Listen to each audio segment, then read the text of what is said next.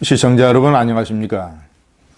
김의겸 전 청와대 대변인 26억 원 재개발 딱지 투기 사건에는 역시 많은 의혹이 숨겨져 있습니다. 하나 둘씩 겉으로 나오고 있습니다.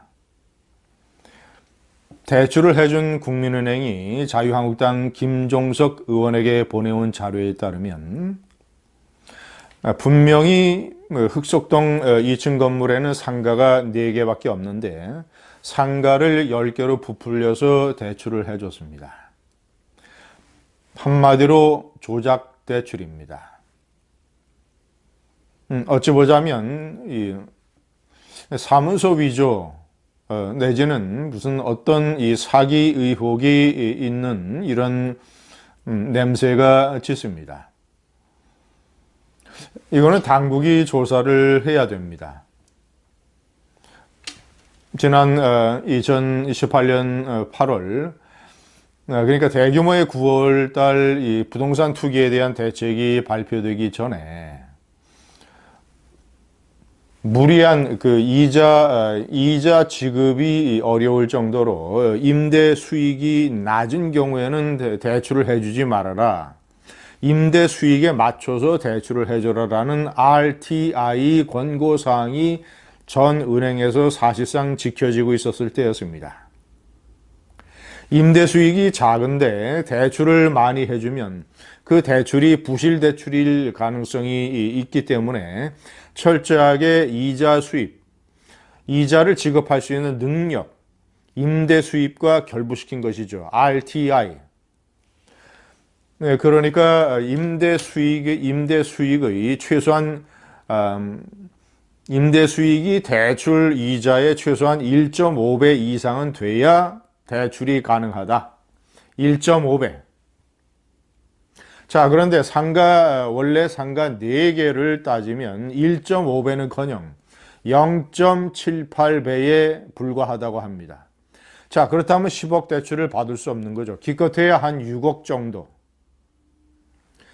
0.78밖에 안 되는 것을 1.5로 늘리기 위해서 상가 4개를 상가 10개로 대출 서류를 조작을 했던 것입니다.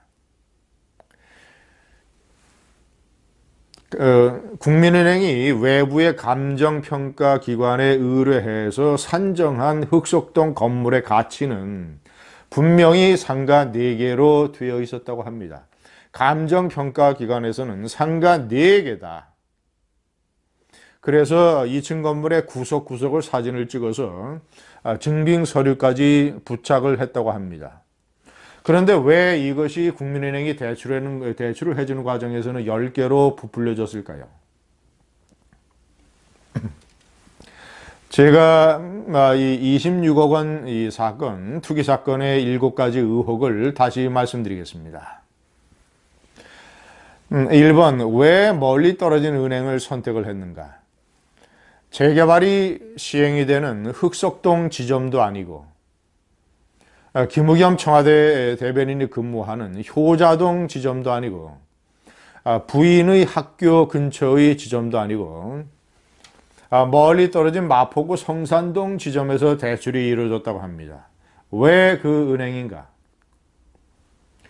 당시 성산동 지점장이 김의겸 대변인의 군산 제1고 1년 후배라는 보도가 나왔습니다. 2번, 조작 대출은 누가 한 것인가?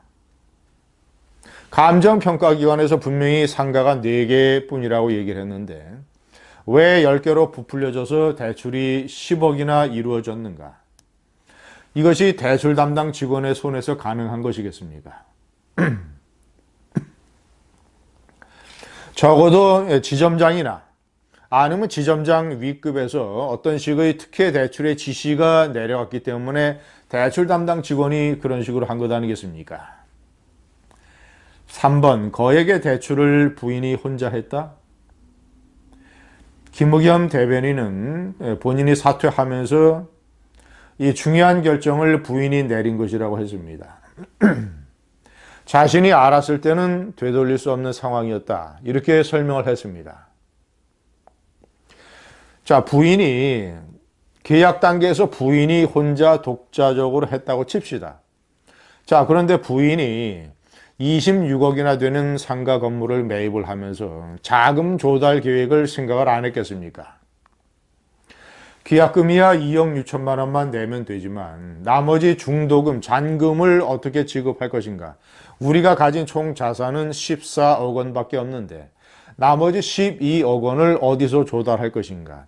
아니, 이것을 남편과 상의하지 않고 부인이 덥석 상가 매입 계약을 했다는 것입니까?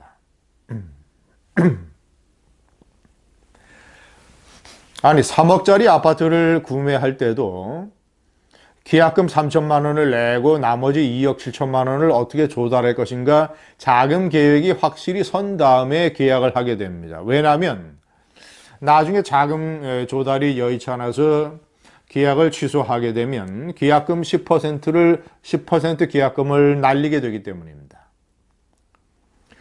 그런데 계약 단계에서 부인이 자금 조달 계획, 대출 계획을 남편하고 상의도 하지 아니하고 계약을 했다?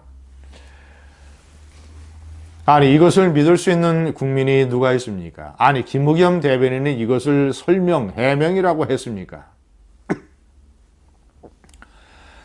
아니, 26억 원의 투자 계획을 전 재산의 약 2배가 되는 투자 계획을 결정을 하면서 부인이 남편과 상의도 하지 않았다라면 그 집안은 어떤 집안입니까?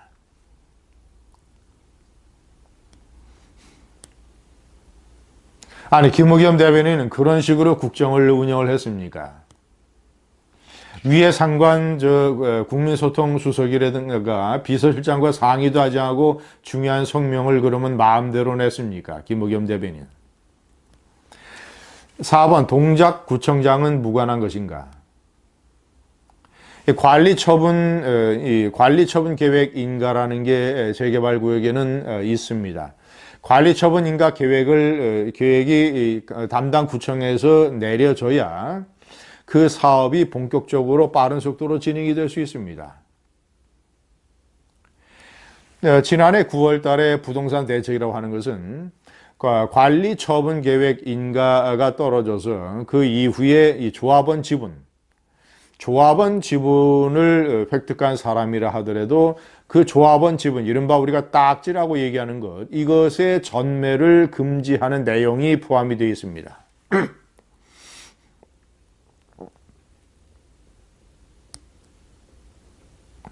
이 관리처분 인가가 언제 내려지는가가 재개발 사업에서는 대단히 중요합니다.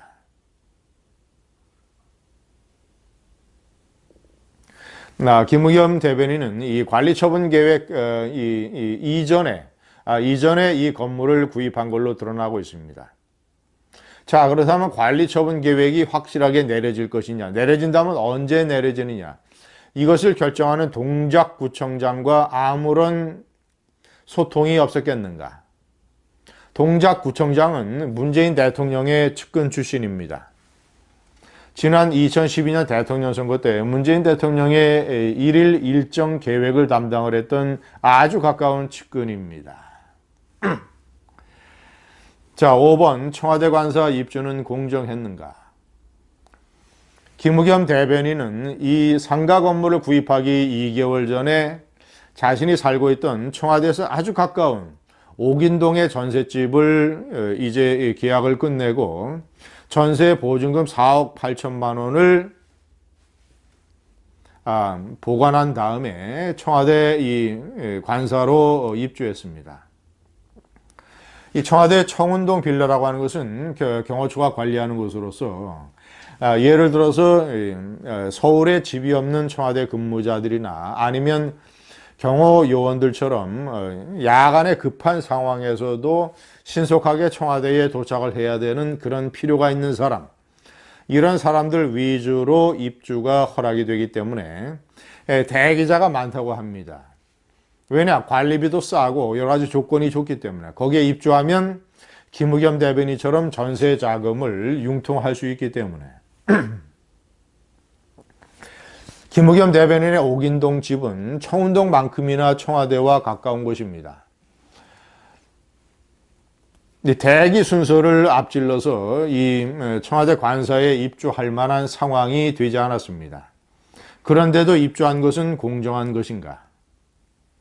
6번 대통령은 왜 옹호하고 7번 한겨레는 왜 침묵하는가?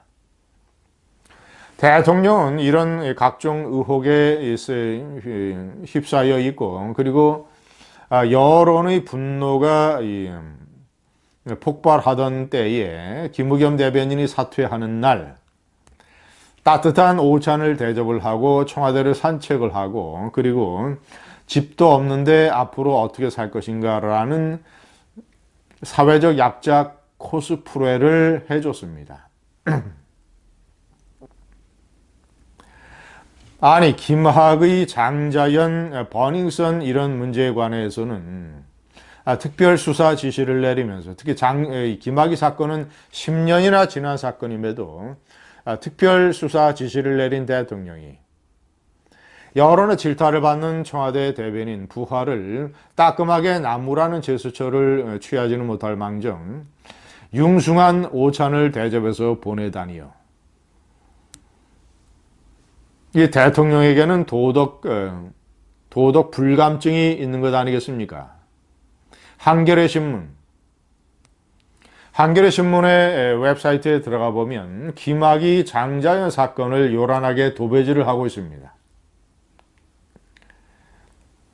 김학의, 장자연 사건은 그렇게 요란하게 보도를 하면서 대한민국의 이란 나라의 얼굴이자 입인 청와대 대변인에 이런 식으로 서민에게 엄청난 박탈감을 주는 이런 특혜 대출, 부동산 투기 이런 문제에 관해서는 한겨레 신문은 거의 침묵하고 있습니다.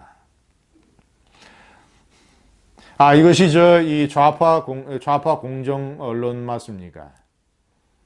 그동안 그렇게 요란하게 얘기했던 도덕성과 공정성, 고위 공직자들에 대한 질타, 이런 것들은 다 어디로 갔습니까? 한겨레 신문에게 묻습니다. 당신들 기자 출신이고 한겨레 신문의 선배이기 때문에 눈 감고 봐주는 겁니까? 감사합니다.